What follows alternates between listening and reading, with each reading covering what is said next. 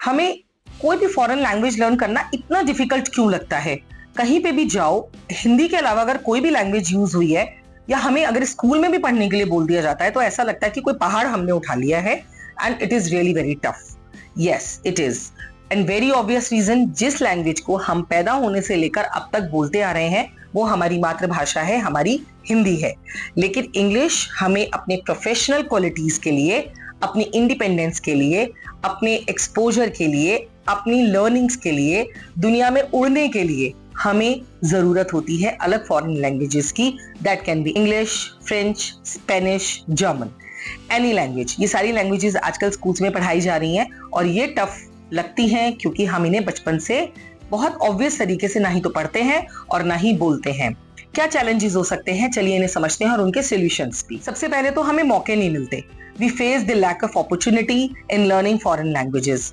जब हम बच्चे होते हैं तो हमारे घर में तो ये बातें बोली ही नहीं जाती हैं कि आप फ्रेंच में बोल रहे हैं, आप स्पेनिश में बोल रहे हैं, आप जर्मन में बोल रहे हैं या फिर आप इंग्लिश में भी बोल रहे हैं। बहुत सारे घरों में तो इंग्लिश बच्चों के बचपन से ही उन्हें सुनने के लिए मिलती है। उनके पेरेंट्स आज की डेट में इंटरैक्ट कर सकते हैं, most of the parents in metropolitan cities and metro cities. But उन शहरों का क्या, जहां पर पेरेंट्स अभी भी उतने ज्यादा एक्सपर्टीज या उतनी ज्यादा उनकी कमांड लैंग्वेजेस पे नहीं है तो वो अपने बच्चों के साथ उन लैंग्वेजेस में इंटरैक्ट नहीं कर पाते। रिजल्टिंग बच्चों को वो अपॉर्चुनिटीज नहीं मिलती कि वो उनके साथ इंटरैक्ट कर पाए वापस, या वो लिख पाए या बोल पाए। उनके सिर्फ वो क्लास में जो 40 मिनट्स का पीरियड या 35 मिनट्स का पीरियड होता है वो लैंग्वेज वहां तक उनकी सीमित हो जाती है। So it is a lack of opportunity. What to do?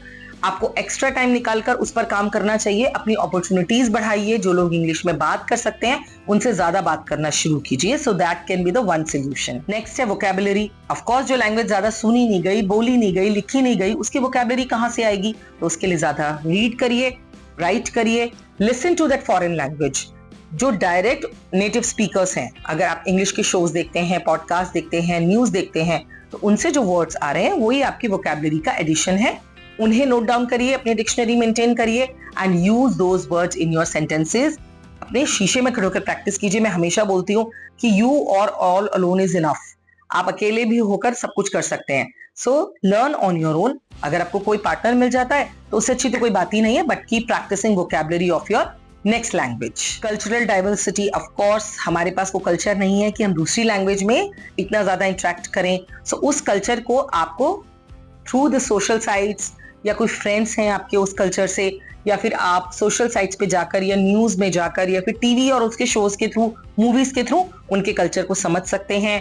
Wikipedia पे पढ़ सकते हैं, इंटरनेट पे आप रिसर्च कर सकते हैं and then you can understand and read, learn as well. Grammar, जब हमारे पास वोकैबुलरी नहीं है तो ग्रामर कहां से होगी? So of course you have to go through reading and learning and practising every day, ताकि आप फॉरेन लैंग्वेज के ग्रामर की प्रैक्टिस करें। बहुत सारे उनके आर्टिकल्स होते हैं, नेट पे जर्नल्स, ब्लॉग्स होते हैं, बहुत सारी बुक्स भी हैं। अगर वो लैंग्वेज आपके देश में है तो उससे रिलेटेड बुक्स भी हैं, तो अच्छी बुक्स को सर्च कीजिए और ग्रामर की प्रैक्टिस आप वहां से कीजिए। हमारे पास मोटिवेशन नहीं होता और ना ही इनफ टाइम होता है in which we can practice the foreign language. But if it is the part of your curriculum in school, if it is the part in your college, if you have to use it because of your career, तो ये time तो आपको निकालना होगा। Motivation आपको खुद से लेनी होगी कि हमें अगर ये करना है, यहाँ पे सक्सेसफुल होना है, तो इतना हार्ड वर्क तो हमें इसमें करना ही होगा, इतना टाइम तो हमें इसमें डिवोट करना ही होगा। सो डिटरमिन योर ऑब्जेक्टिव्स कि आपको करना क्या है, set your own goals and they should be achievable. Practice the pronunciation. Pronunciation is the problem. हमारे पास करेक्ट जो सुने नहीं है वर्ड्स, उनको प्रोनाउंस करने में भी दिक्कत होती है। So what you need to do, dictionary उठाइए, करेक्ट प्रोनाउंसिएशन पढ़िए और फिर उसकी अपनी कम्युनिकेशन में एवरीडे प्रैक्टिस कीजिए। खुद से कीजिए, बोलकर अपनी आवाज रिकॉर्ड कीजिए और उसको सुनिए कि आपने सही बोला। Match it with your Google translation, जो उसमें आपका स्पीकिंग स्किल्स में जो आपका स्पीकर आता है उस पर उसको क्लिक करके देखिए क्या आपका प्रोनाउंसिएशन और वो प्रोनाउंसिएशन करेक्ट है। अगर वो मैच कर गया so you have done good job. Fear of learning the good language, the new language. हमें न्यू लैंग्वेज को लर्न करने का एक डर होता है, और वो जो डर होता है वो क्यों होता है? क्योंकि हमारे पास प्रॉपर स्कोप नहीं है, हमारे पास एनवायरनमेंट नहीं है, रिसोर्सेज नहीं है। तो यार कलेक्ट करिए, आपको वो रिसोर्सेज जुटाने पड़ेंगे। टीवी है, सोशल साइट्स है, मीडिया है। अरे आज के टाइम पे इतने रिसोर्सेज हैं, आप बस बैठकर अगर फोन भी उठा लेंगे ना तो एम्पल ऑफ मटेरियल आपको सिर्फ फोन में मिल जाएगा. So phone is your good book as well. इसको वाइजली यूज करना है आपको. बहुत सारी चीजों के लिए फोन यूज हो सकता है, आप पे डिपेंड करता है कि आप कैसे यूज करते हैं. So use your phone wisely and utilize the content and the material to learn, to actually increase your qualities regarding your foreign language learning. हमें डर होता है, क्या चैलेंज है फॉरेन लैंग्वेज का, कि हमारे सामने जो बंदा है वो नेटिव स्पीकर है, उसको बहुत अच्छी इंग्लिश बोलनी आती है और अब हम तो बिल्कुल नहीं बोल पाएंगे. Why are you scared of? You are not from their nation. ये बात वो जानते हैं. Still you try to speak in English. It means you are trying hard to learn their language. They will not make your fun. और बनाते हैं तो बनाने दीजिए, आपको अपनी लर्निंग से मतलब है. आप उनके साथ जब इंटरेक्ट करेंगे तो 4 वर्ड्स जो वो आपको बताएंगे वो तो करेक्ट है, वो वर्ड्स आपने लर्न कर लिए. अपनी लर्निंग के लिए अगर आपने इतना सोचा ही नहीं और सिर्फ लर्निंग पे फोकस किया तो उससे बड़ी क्या बात हो सकती है. So speak with the native speakers and don't get hesitant. आप जितना उनसे बात करेंगे, अगर आपको मौका मिलता है तो जरूर बात कीजिए और देखिए आप कहाँ गलत हैं और वो कैसे बात करते हैं. फेस टू फेस जो एग्जाम्पल होता है वो बेस्ट होता है, वो ट्रेनिंग बेस्ट होती है. फॉरेन लैंग्वेज हमारे लिए एक बैरियर होता है कम्युनिकेशन का, लेकिन अगर उसी बैरियर को धीरे धीरे उस पर वर्क करके हम जीत हासिल कर लेते हैं तो वो बैरियर हट जाता है. Resulting you are able to express your feelings in 2 languages at least. You are able to communicate with the people, those who are the native speakers. You will learn pronunciation from them. You will express your feelings to them. They will express the feelings to you and you will be able to connect with them. So once when you are able to make friends even in other countries because you have learned their language.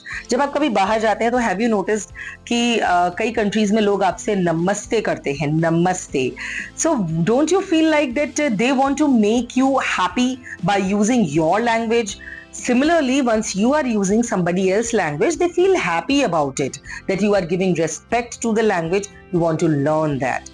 Might be you are not expert as they are, but it's not your native language, it's their native language. Let them use it, let them judge you. You yourself judge yourself that yes, I am able to connect, I am able to speak, I am able to interact. So develop that confidence in you and let all the challenges go. Speak in your foreign language, in your desired learning language, because it is a good talent. It is mandatory these days. हर एक letter, हर एक general magazine, social site पे भी material English में ज्यादा available होता है. आप जितना फॉरेन लैंग्वेज को लर्न करते हैं उतने ही रिसोर्सेज के आप नजदीक आते हैं, उतनी ही ज्यादा आपके पास opportunities होती हैं. So keep learning and keep cherishing your life. Do subscribe my channel, like it and share it. Thanks for watching. Subscribe to our channel.